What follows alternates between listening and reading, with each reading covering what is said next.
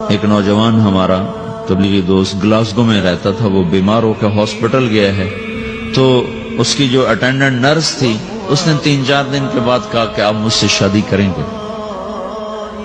اس نے کہا میں مسلمان ہوں، تم کرسچن ہو؟ کہا میں مسلمان ہو جاؤں، اگر آپ شادی کرتے تو میں مسلمان ہوں۔ اس نے کہا تم کس وجہ سے مجھے یہ پیشکش کر رہے ہو؟ وہ کہنے کہ میں 3 دن سے تمہیں دیکھ رہی ہوں تو کہ تم نے ایک دفعہ بھی نظر اٹھا کے مجھے نہیں دیکھا، میں نرس ہوں، میری زندگی یہاں گزری ہے، میں نے کوئی نوجوان ایسا نہیں دیکھا جو لڑکی کو دیکھ کے نظر جھکا لیتا ہو، میں پہلی دفعہ اپنی زندگی میں کسی کو دیکھ رہی ہوں کہ جب اس کے سامنے میں آتی ہوں تو اس کی نظر جھک جاتی ہے، تو مجھے یقین ہو گیا تیرے اندر سچائی ہے۔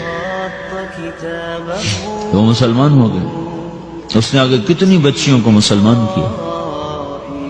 پھر اشفاق احمد صاحب مرحوم تھے، یہ ڈرامہ رائٹر، ان سے اچھی سلام دعا تھی میری، تو ایک دن مجھ سے کہنے لگے کہ میں تبلیغ کے کام سے متاثر ہوا ہوں انگلینڈ جا کر، پاکستان میں نہیں انگلینڈ جا کر۔ تو میں ایڈنبرا میں پارک میں بیٹھا تھا، میری بیوی میرے ساتھ بیٹھی تھی، تو ایک جماعت آئی، انہوں نے آ کر اذان دی مغرب کی اور نماز پڑھی۔ نماز کے بعد 13-14 لڑکیاں بھاگ کے آگے آئیں ان سے بات کرنے کے لیے، تو میں نے بیوی سے کہا آؤ سنو یہ کیا کہنے کہتے ہیں، تو کہا ہم دونوں بھی پہنچے، تو جس نے جماعت کرائی تھی اس کو ایک لڑکی آگے بڑھ کے کہتی آپ کو انگلش آتی؟ کہا جی آتی ہے۔ کہا آپ نے کیا کیا ہے؟ کہا جی ہم نے اپنی عبادت کی۔ تو لڑکی کہنے لگی آج تو اتوار نہیں ہے، تو اس نوجوان نے کہا کہ جی ہم دن میں 5 دفعہ کرتے ہیں، صرف اتوار کو نہیں، روزانہ 5 دفعہ۔ وہ لڑکی کہنے لگی یہ تو بہت زیادہ ہے، آپ اس کو کیسے نبھاتے ہیں؟ تو اس نے اس کو جواب دیا، 2-3 سوال اس نے اور کیے، جواب دیا۔ تو کہنے لگی اچھا بہت مہربانی، اس نے سے ہاتھ بڑھایا آگے ملانے کے لیے تو وہ نوجوان کہنے لگا میں آپ سے معافی چاہتا ہوں، میں آپ کو ہاتھ نہیں ملا سکتا۔ تو اس لڑکی نے کہا کیوں؟ کہ یہ ہاتھ میری بیوی کی امانت ہے اور کسی کو نہیں لگ سکتا۔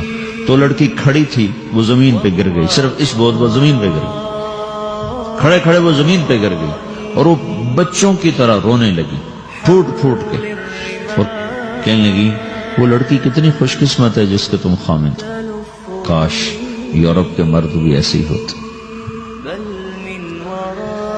جس رب نے نفسیات بنائی ہے وہ اگر کوئی عورت کپڑے اتار دے تو اس کی نفسیات بدل جاتی، چاہے وہ مغرب میں پیدا ہو چاہے وہ مشرق میں پیدا ہو۔ عورت کی نفسیاتی حیا ہے اور وفا ہے، کسی وفادار کی تلاش ہے، تو وہ اس کو پتہ بھی نہیں ہے کہ مشرق کا حیا کیا ہے، لیکن وہ اس کو اللہ نے عورت بنایا ہے، اس کے اندر کی وہ نہیں مر سکتی چیز۔ کاش یورپ کے مرد بھی ایسے ہوتے۔ اور آنسو پوچھتی ہوئی وہاں سے اٹھ کے چل دی۔ تو اشفاق صاحب مرحوم کہنے لگے میں نے اپنی بیوی سے کہا بانو آج وہ تبلیغ ہوئی ہے کہ لاکھوں کتابیں بھی چھپ جاتی، وہ کام نہ ہوتا جو یہ نوجوان اپنے عمل سے کر لیا۔ تو میرے عزیزو کٹی پتنگ نہ بنو، اپنی کٹی پتنگ کی منزل کوئی نہیں رہتی۔ اللہ اس کے رسول کے ہاتھ میں اپنے ڈور دے کے چلو، اللہ اس کے رسول کی غلامی میں اپنے آپ کو چلاؤ تو اللہ تمہیں بھاگ لگائے، عزت بھی دے گا۔ اپنی منمانی میں کوئی راحت نہیں، اللہ کی قسم کوئی راحت نہیں۔ 6 بر اعظم پھر کے تمہیں بتا رہا ہوں کہ جو اپنی ترتیبوں پر چلنے والوں کے دکھ آپ لوگ اندازہ نہیں لگا سکتے۔ چلنا ہے تو اللہ اس کے رسول کی زندگی کو اپنا کے چلو، اللہ تمہاری دنیا بھی سکھ والی بنائے گا، آخرت بھی سکھ چین والی بنائے گا۔ لیکن یہ سیکھنا پڑے گا، سیکھنا پڑے گا۔ تبلیغ اس کو سیکھنے کی محنت ہے اور اس کو آگے پہنچانے کی محنت ہے۔ تو یہ عمر ہے، اس وقت ساری دنیا اسلام کے لیے تیار ہے، چونکہ نظریاتی طور پر دنیا شکست کھا چکی، کسی کے پاس کچھ نہیں۔